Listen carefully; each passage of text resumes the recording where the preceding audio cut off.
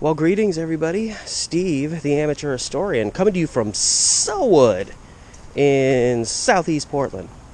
And I've got probably a fairly short video because I really couldn't find a lot of information on it. However, I am going to try to dig a little bit more when I'm done. But this is a thing that has been sitting in a folder on either a drive or on my computer for an extremely long time, primarily because it's a situation that happened in Sellwood.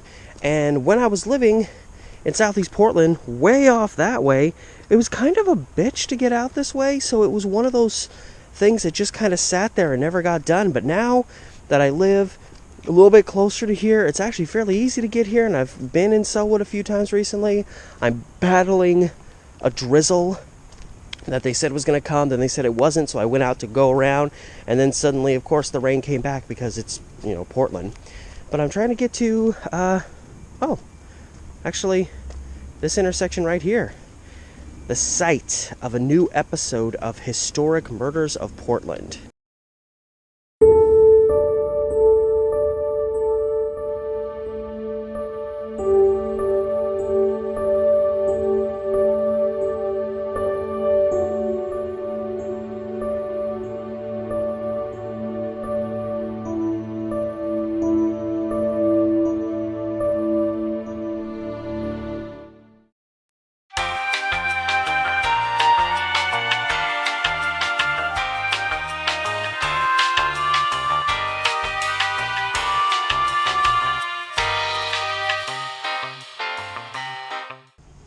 So, my apologies, I'm going to try to keep... It's going to be impossible for me to keep liquid off of this lens, and I'm using my GoPro to do this episode because, it's raining. But this is Southeast 19th and Umatilla that I'm standing at right now, and it's all residential now in 2022, but a little over 100 years ago, we're going back to 1908, September 23rd, 1908. Approximately 10:30 p.m.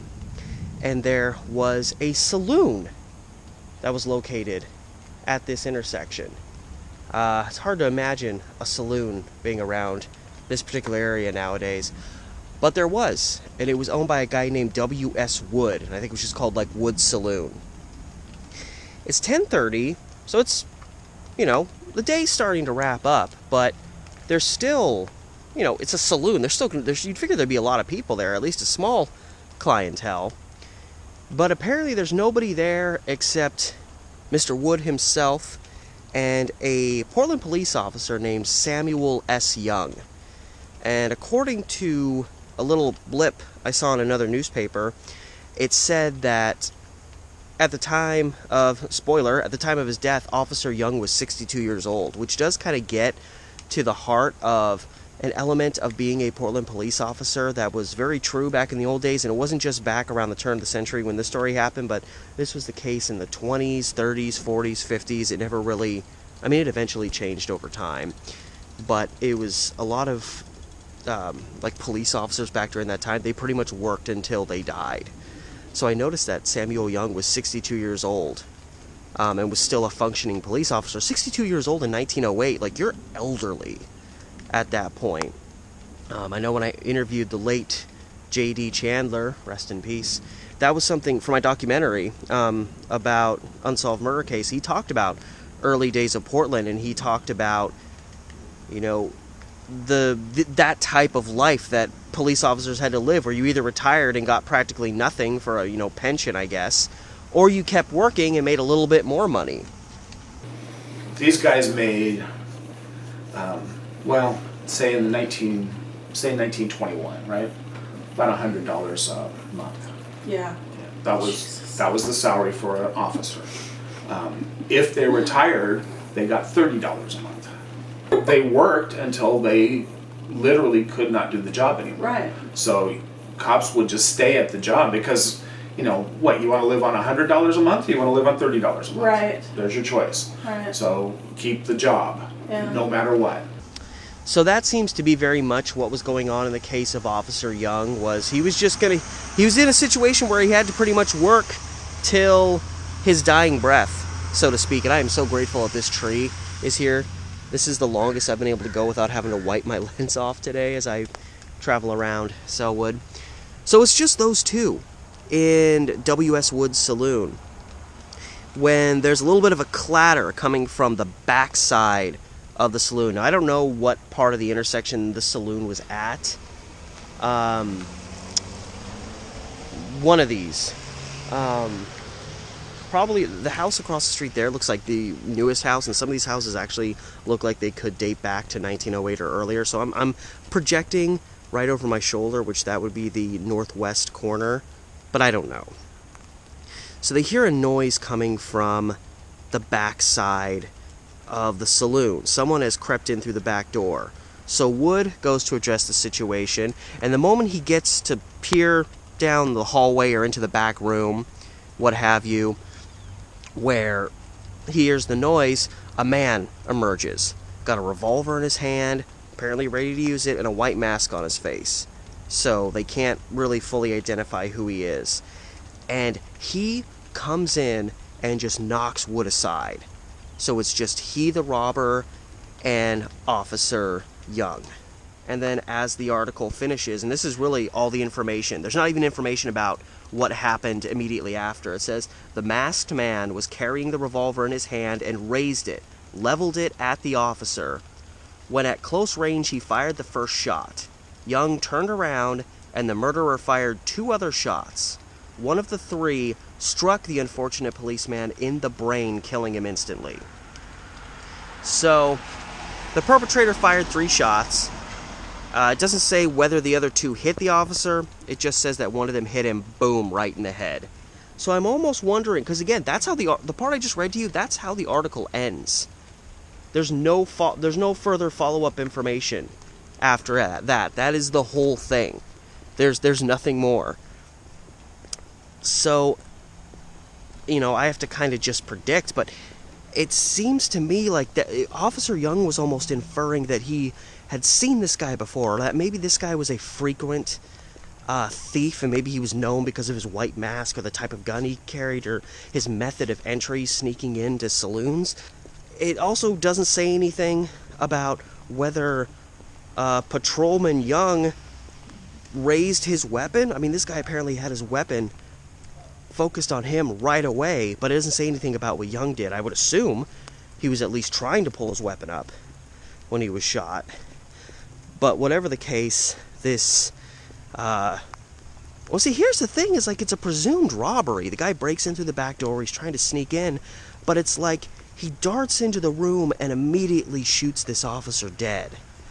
So I wonder, and it doesn't say whether the guy robbed the place afterwards. It seems there was no reference of a robbery taking place, even though kind of all the signs are there. So it doesn't say whether he robbed the place afterwards, because the saloon owner, Mr. Wood, he was spoken to, and he gave, he was the guy that gave the details on what happened, because he was the only person besides the dead officer and the fleeing assailant who was there, so obviously he's the only one that would be there to give information. And he didn't say anything about a robbery taking place. He just explained the way that the shooting incident went down. So I wonder, and it's very interesting. It's a saloon, it's the evening, but it's not the dead of night. It's not 4 a.m, and there's nobody else in this guy's saloon. Not that I find that alone suspicious. I just wonder, is it possible that this assailant maybe had it out for Patrolman Wood for whatever reason, and he'd been kind of waiting for an opportunity, and here it is, he's all alone in this saloon with just the saloon owner, and so he darts in, catches him off guard, because it just seems like, Wood stepped into his path and just kind of pushed him out of his way, like he didn't care about that guy, but then drew the gun on the officer. Now again, maybe Officer Young was drawing the gun on him and he had to, shoot him to protect himself. I just wonder, since it doesn't seem like a robbery took place, and maybe the assailant was planning on doing that and just fled in the panic of the situation, even though it seems like he was fully prepared to shoot a police officer, I wonder if it was that, or if this was actually him targeting Patrolman Young specifically for some personal reason. And it's hard to say, because I haven't found any other information about this case beyond that. There's literally one article I found. Wow, do you think a Portland police officer gets killed in cold blood like this? there would be a lot of stuff out there about it, and there wasn't. I couldn't find anything besides one article from September 24th that was published in like 3 or 4 different newspapers, and it was the same article in every one. So and then there was like one article from like the start of October, and all that article really said was, it was like one sentence, Patrolman Samuel Young was killed in W.S. Wood's Saloon at 19th and Umatilla. That was it. So there was not a whole lot to this case, and yet despite the fact that there was only a few sentences for me to go on for this whole thing, there's still this mystery and intrigue. Alright, so after going out there and actually being on scene with the limited information that I had on this case, I came home. I was like, I'm going to try to do a little bit more research, because I literally found like one article and then one like sentence long reference to it later. There was just like minimal information. There was a lot of questions I had, obviously, while I was out there that went unanswered. And I did, honestly, doing research, I only found one more newspaper article, but fortunately it was a fairly detailed one.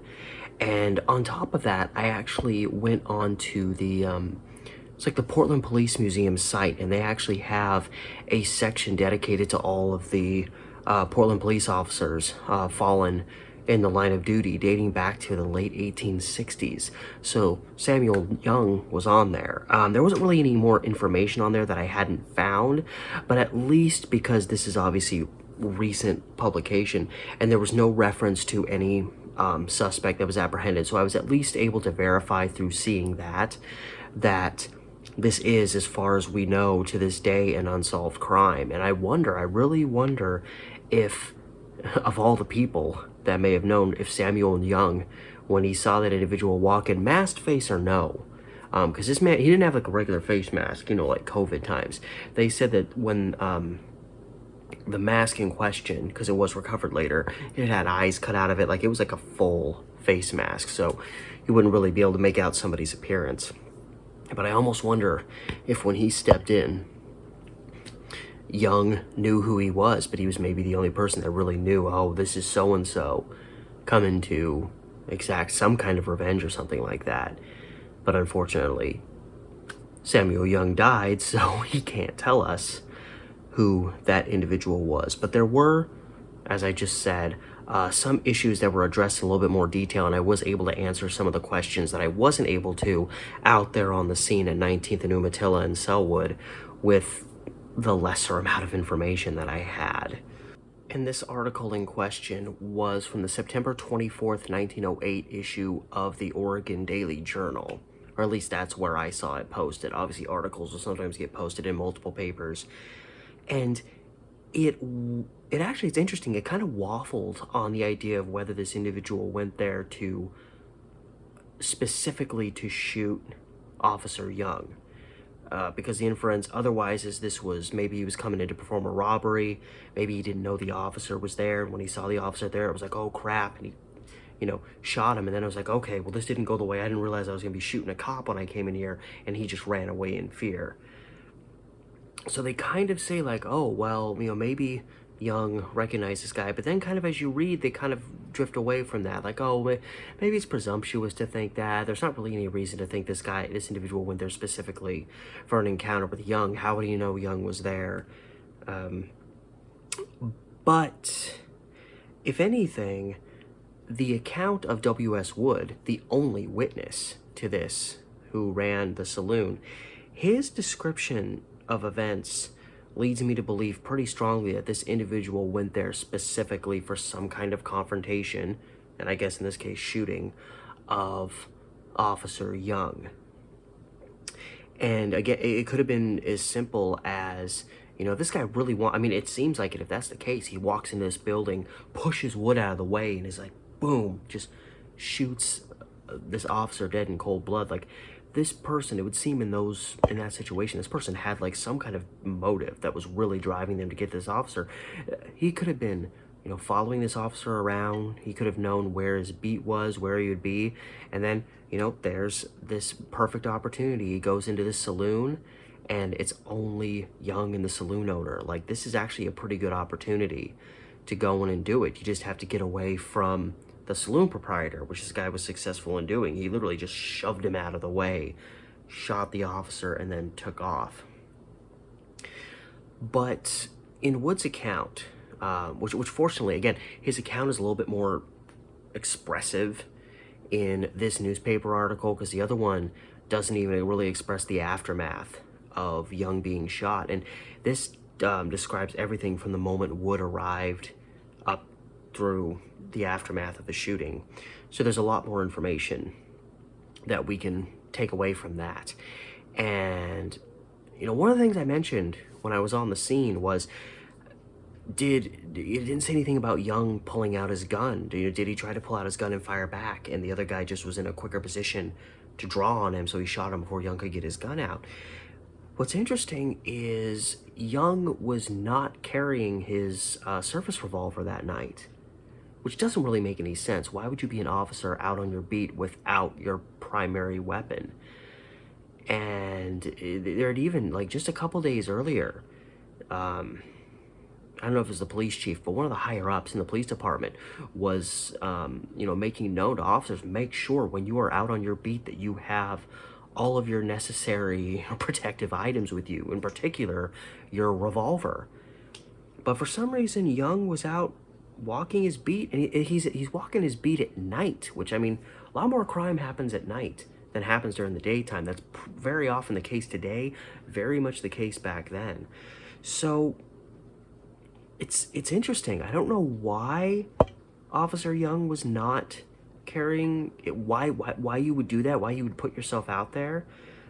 Did the person who shot him maybe know that he wasn't carrying it, or maybe that he had a tendency to sometimes not carry it, so they knew if they had a direct encounter with him, odds are they would be armed and he wouldn't? We can't know, but it's something to consider. And only about 5 minutes before the killer entered the saloon, Young walked in and expressed to Wood that he wasn't feeling that well. Maybe he's just kind of worn down from the day. He was a guy in his early 60s. Again, he was pretty much an elderly person by this point, if you look at that age and the fact that this was 1908. And he was one of the longest tenured officers at that time. So maybe he was just, it was an exhausting job for someone his age to do. So maybe he was just feeling wiped out and exhausted. He sat down. Wood poured him a little glass of whiskey, and Officer Young stepped away and walked over to a stove, kind of probably a wood-burning stove that was in his establishment, to kind of warm up, and just sat there with his whiskey. And, a matter of just a couple minutes went by, and all of a sudden there's this clatter coming from the backside of the establishment. Wood goes to respond. This masked whomever steps in, pushes him aside, and Officer Wood manages to stand up and can barely even turn towards the guy before he's already opened fire. So he pretty much has time to stand up and then kind of turn, and that's when he takes the bullet that killed him. But it addresses the fact that, why there was no reference in, this initial article I had about whether Young drew his revolver, because he didn't even have it with him. And so it was, and he stepped in, and Wood even said that he called out to Young. So he got Young's attention. Young stands up, the guy shoots him. And then Wood said the moment Officer Young fell down to the ground, probably going to die, the assailant turned and booked it and bailed. So there was literally no effort made at all to still rob the place. And, this is 1908. It's going to take a lot longer for other officers to respond. There's not some sophisticated system to alert. It's 1908. So this guy probably would have had, a little bit of time to hold up, the saloon owner. How long would it take for him to say, hey, throw the money in a bag, I might as well rob the place while I'm doing this? But no, he turned and bailed. There was no signs that this guy had an intention of ever robbing the saloon. W.S. Wood's account only further vindicated in my mind, as far as I'm concerned, that in all likelihood, this individual that came there, he went there because he either saw that Officer Young went in there and he was the only patron in there, there wouldn't be a bunch of witnesses. Again, maybe he was following him around, but the circumstances were perfect for this individual to go in and engage in probably premeditated murder, because that's what it comes off as to me.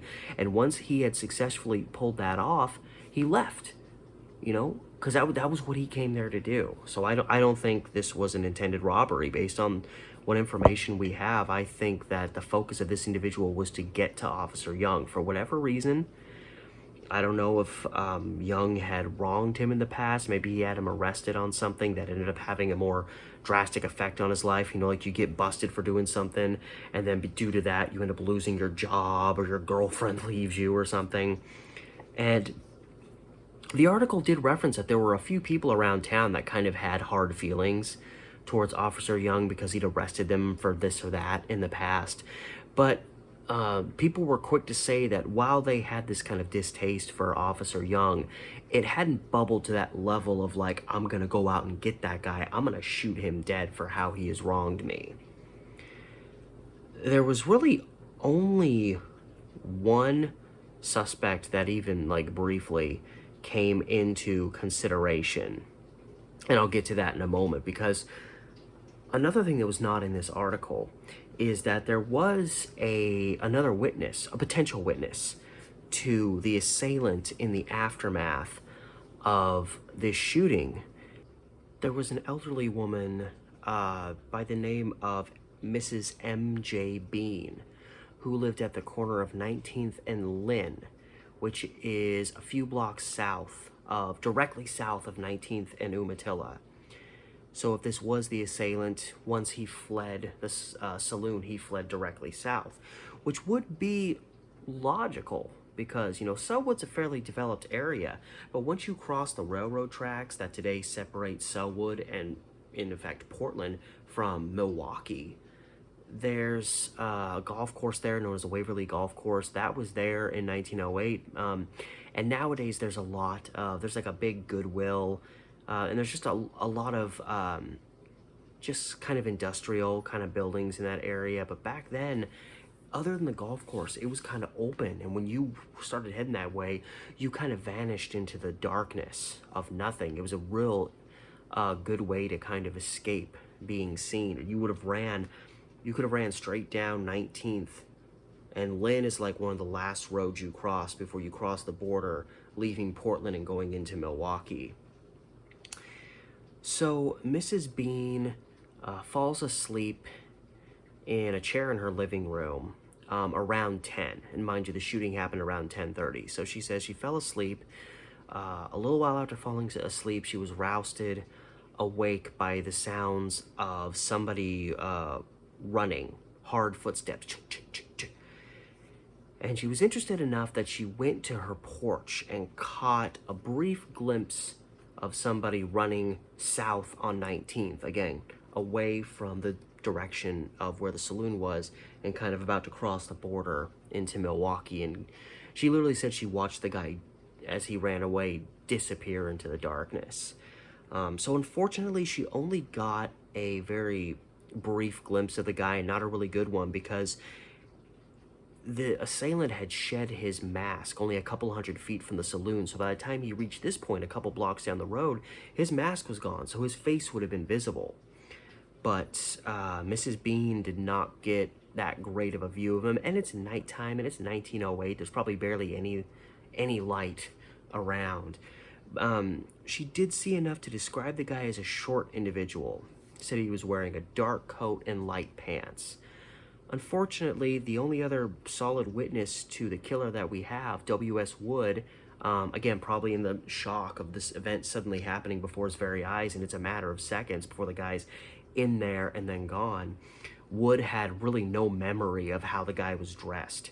He did describe the guy also as being short. Said the guy was like about 5'2", 5'3", and Mrs. Bean described the guy she saw. One of the major characteristics she gave of the guy was that he was short. So logic, you know, it's pretty likely that the individual that Mrs. Bean heard then saw was the killer running away. But again, you know, what was she supposed to do? She was an elderly woman. This guy was sprinting off into the distance. She just got as good of a view as she could. Not enough to help with any kind of identification. And a few hours later, it's around 1:45 a.m., so we've gone into the early hours of the next day, because again, there's the railroad line goes through there. It kind of separates Sellwood and Milwaukee. There's a railroad line that goes right through there. Oddly enough, kind of runs in close proximity to where just a lot of kind of iconic old murder cases have happened in terms of the Portland area. There was a girl named Mamie Walsh who was a little girl brutally killed, I believe, in 1892. And she had been kind of in the vicinity of the area kind of near where those railroad tracks are. And the Hill family that was butchered in 1911, they lived just a little ways off of there. In fact, it's thought that the killer of that family likely used the streetcar line that went down those tracks to get to them. So it's interesting that a lot of kind of infamous crimes from way back in the day, kind of around this same time period, happened around there. There's a guy named A. Bradford who was a railroad conductor. And it's late at night, and he's kind of walking home, and he's walking along the tracks, and he saw a guy run past him along the tracks, and briefly considered maybe possibly that was also the assailant. But this was not very far from Sellwood, where this individual was last seen, and it's like more than 3 hours after the murder. So why would this guy still be kind of in close proximity, just kind of running around in the area? It seems like he would have just kept going due south, and maybe he had some accomplice to run to. Maybe he lived in that direction. Maybe he was planning on hopping a streetcar. I don't know if maybe the streetcars were running that late. Obviously, I don't know what the guy was doing once he vanished into the darkness, but whatever the case, he was never identified, because to this day, again, as far as I've been able to gather, and again, the information, up-to-date information on the Portland Police website provided no evidence that the assailant who killed Samuel Young was ever apprehended. So I'm led to believe that this is an unsolved murder. And I really don't know how many unsolved murders of Portland police officers there really are out there, because there's actually only a handful that ever died as a result of gunfire from, some criminal they were going after. In fact, multiple officers way back in the day actually died as a result of dropping their gun on accident. It would hit the ground and discharge and shoot them. When I was going through all the officers, there was at least 2 I saw that had died that way. So very, very sad. But yeah, there was only one possible suspect that came up.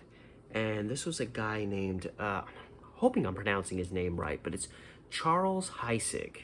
His last name is spelled Heisig, so I'm going with Heisig. And Heisig was one of these guys that Officer Young had busted in the past, and he had kind of, there's some bad blood there. There's always going to be, whether you were justly apprehended for something or not. And in addition to the mask being discarded by the assailant, there was a hat found right next to the mask, believed also dropped by the killer. And the hat apparently matched very close to a hat that Heisig himself had owned. I don't know if he was able to present his hat to show that, like, here's mine, so it wasn't there, so obviously that doesn't matter. And again, that's only circumstantial evidence. But the case, if there ever really was one, against Heisig fell apart really quickly, because during the time that this happened, he had been down in Salem with his family.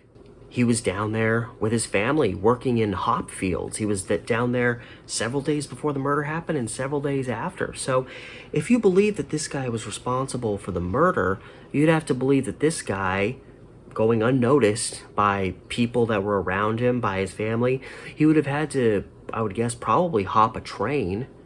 Maybe he had a vehicle, access to a vehicle, but he would have to make this trip all the way up to Portland just to skulk around and hope he might stumble into this officer that had kind of wronged him in the past, then sneak up on him in a saloon, shoot him dead, split, and then make his way back down to Salem, and nobody noticed. Of course, if his family had noticed, they would probably have reason to claim he was there all this time, but there was just nothing to suggest that this guy had come to Portland, that he had been in Portland at that time. There was no evidence that he had traveled up there. Nobody else saw him up there.